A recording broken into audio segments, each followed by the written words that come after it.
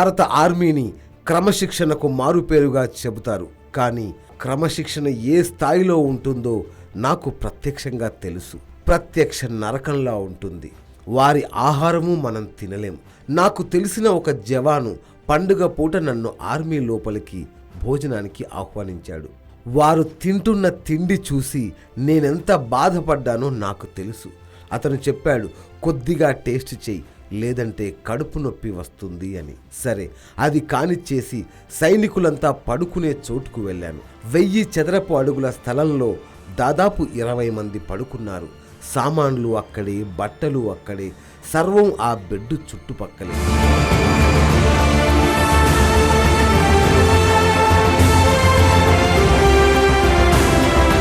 ఒక అతను నన్ను చూసి ఆప్యాయంగా పలకరించాడు. మాట్లాడుతూనే ఉన్నాడు. తప్పించుకొని రావాల్సి వచ్చింది అక్కడి నుంచి. ఏంటి అలా అంటే, ఇక్కడ చాలామంది అలాగే ఉంటారు. సెలవులు దొరక్క, పలకరించే నాథుడు లేక తాగుబోతులుగా మారి కొందరు విచిత్రంగా ప్రవర్తిస్తారట. బోర్డర్లలో, చలి ప్రాంతాల్లో డ్యూటీలు చేసి వచ్చి రకరకాల వ్యాధులకు గురవుతారట. ఇది నేను ప్రత్యక్షంగా ఆర్మీ లోపలికి తొంగి చూసినప్పుడు నాకు తెలిసింది.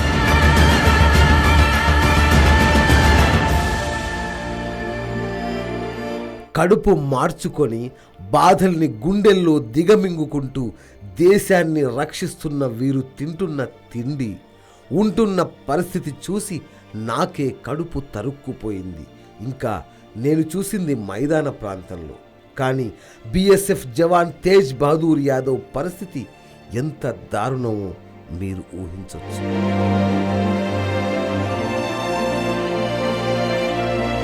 కడుపు మంట తట్టుకోలేక బాధ వెళ్ళగక్కితే అతన్ని అధికారులు నిజంగానే కోర్టు మార్షల్ చేసినా ఆశ్చర్యపోనక్కర్లేదు.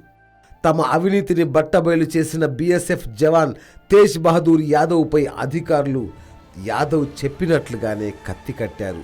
తేజ్ బహదూర్ యాదవ్ అనే బీఎస్ఎఫ్ జవాను దేశ సరిహద్దుల్లోని మంచు కొండల్లో తాము ఆకలితో ఎలా బాధలు అనుభవిస్తున్నామో, తమకు వచ్చే రేషన్ అధికారులు ఎలా అమ్ముకుంటున్నారో వీడియో తీసి మరీ తన ఫేస్బుక్ టైమ్లైన్లో పెట్టడంతో దేశవ్యాప్తంగా సంచలనం సృష్టించింది.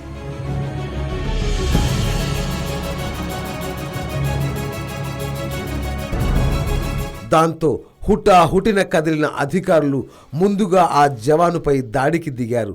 అతను చెప్పిన విషయాల్లోని నిజానిజాల గురించి మాట్లాడకుండా అతను తాగుబోతని, క్రమశిక్షణ లేనివాడని, అసలు డ్యూటీలో ఉండగా సెల్ ఫోన్ ఎలా వాడుతాడని ఇలా రకరకాలుగా ఆ జవానుపై దాడికి దిగారు. ఈ విషయంపై విచారణకు ఆదేశిస్తున్నామని చెబుతూనే బహదూర్ యాదవ్ చెబుతున్నట్లు అక్కడ అలాంటి పరిస్థితులు లేనేలేవని, ఒకసారి చలికాలం కాబట్టి తిండికి కొద్దిగా ఇబ్బందులున్నాయన్న మాట నిజమేనని రకరకాలుగా మాట్లాడుతున్నారు.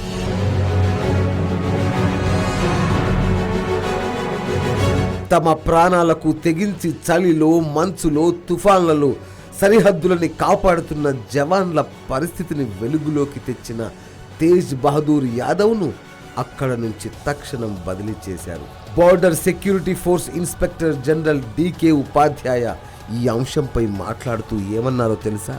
మన సైనికులకు అందించే భోజనం ఏమంత బాగుండదు. ఈ విషయం అందరికీ తెలిసిందే.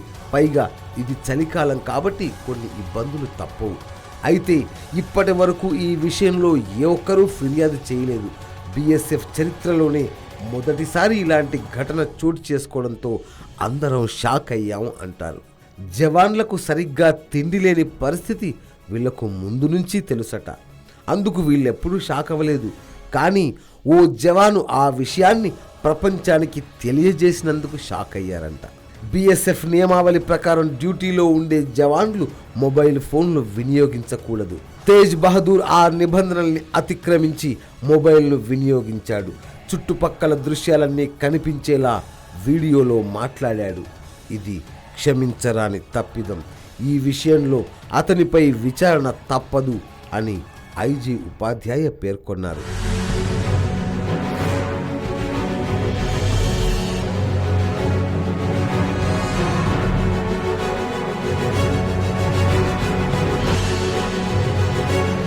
రేషన్ అమ్ముకోవడం, జవాన్లు ఆకలితో నకనకలాడటం నేరం కాదట, కానీ ఆ జవాను సెల్ ఫోన్ వాడటం క్షమించరాని నేరమట. దానిపై విచారణ జరుపుతారట. సదరు వీడియో పోస్ట్ చేసిన తేజ్ బహదూర్ యాదవ్ గతంలోనూ ఓసారి క్రమశిక్షణా నియమాలను ఉల్లంఘించి కోర్టు మార్షల్కు గురయ్యే పరిస్థితి కొని తెచ్చుకున్నాడని ఐజీ చెప్పారు. కుటుంబ పరిస్థితి దృష్ట్యా అప్పట్లో అతనిని క్షమించి వదిలేశామని గుర్తు చేశారు. వీడియో వైరల్ అయిందని తెలిసిన వెంటనే డిఐజీ స్థాయి అధికారి ఒకరు తేజ్ బహదూర్ పనిచేస్తున్న ప్రాంతానికి వెళ్లి తనిఖీలు చేపట్టారని, ఆ సమయంలో తేజ్ బహదూర్ నుంచి కానీ ఇతర జవాన్ల నుంచి కానీ ఎలాంటి ఫిర్యాదులు అందలేదని సదరు ఐజీ గారు సెలవిస్తున్నారు.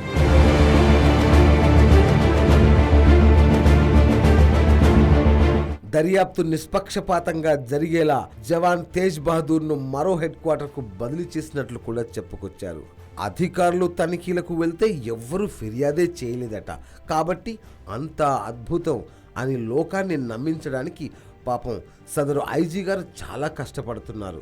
కానీ ఇక్కడ మన హైదరాబాదులో పై అధికారుల ముందు ట్రాఫిక్ కానిస్టేబుల్లే నోరు తెరవరు. అలాంటిది బీఎస్ఎఫ్ జవాన్లు అధికారుల ముందు నోరు తెరిచి నిజాలు మాట్లాడే సాహసం చేయగలరా? అందులోనూ అధికారులు చేసే అవినీతి గురించి మాట్లాడడం అంటే చావుని కొని తెచ్చుకోవడం కాదా? జవాను జీవితం ఈ దేశానికి బ్లాంక్ చెక్ లాంటిది. మనం సుఖంగా నిద్రపోవడానికి తన ప్రాణాల్ని ఫనంగా పెడుతున్న జవానుకు పెట్టే అన్నంలో కూడా అవినీతి అంటేనే కడుపు తరుక్కుపోతోంది. మోడీజీ, మీరు ప్రక్షాళన చేయడానికి మరో అంశం సిద్ధమైపోయింది. దీని మీద మీరు దృష్టి సారించాలి. మీరైతేనే దీన్ని సాల్వ్ చేయగలరు. ఇది పబ్లిక్ ఒపీనియన్.